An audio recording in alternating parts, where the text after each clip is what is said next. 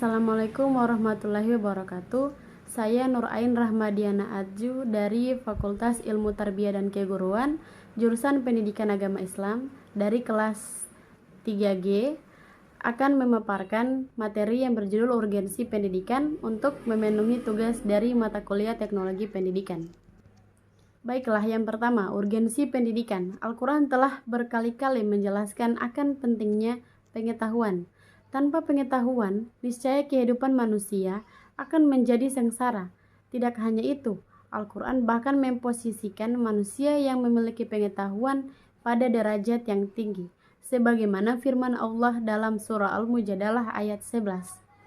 Allah akan meninggikan orang-orang yang beriman di antaramu dan orang-orang yang diberi ilmu pengetahuan beberapa derajat, dan Allah Maha mengetahui apa yang kamu kerjakan.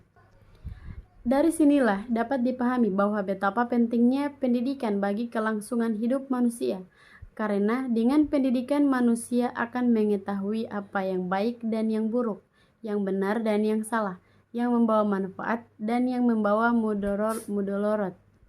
Islam menekankan akan pentingnya pendidikan dalam kehidupan manusia, karena tanpa adanya pendidikan, niscaya manusia akan berjalan mengarungi kehidupan ini bagaikan orang yang tersesat, yang implikasinya akan membuat manusia sengsara baik di dunia maupun di akhirat.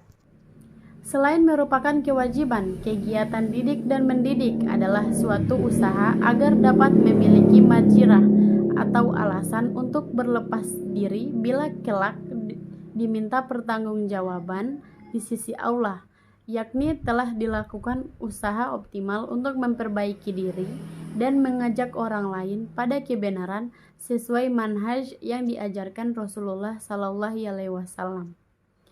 Nah, untuk menghasilkan pendidikan Islam yang berkesinambungan, maka dibutuhkan beberapa sarana baik yang mendidik maupun yang dididik, yaitu yang pertama istiqomah, yang kedua disiplin.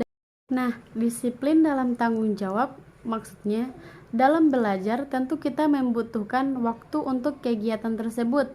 Sekiranya salah satu dari kita tidak hadir, maka satu dari kita tidak hadir akan mengganggu proses belajar. Apabila kita sering bolos sekolah, apakah kita akan mendapatkan ilmu yang maksimal?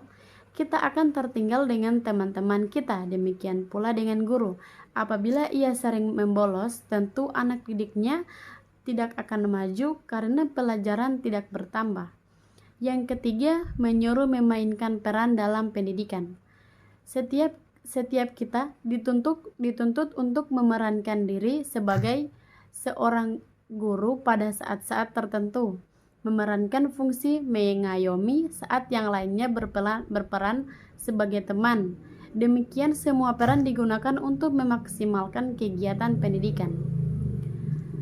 Dari sini sudah seharusnya bagi manusia untuk selalu berusaha menambah kualitas ilmu pengetahuan dengan terus berusaha mencarinya hingga akhir hayat. Tentunya semua itu akan dapat diperoleh. Kemudian perkembangan dunia pendidikan selama ini begitu signifikan terkait dengan perkembangan zaman yang selalu mengikuti arus globalisasi. Banyak sistem dan ide-ide baru dalam pengembangan dunia pendidikan yang secara tidak sengaja harus diikuti oleh setiap elemen yang ada dalam pendidikan tersebut.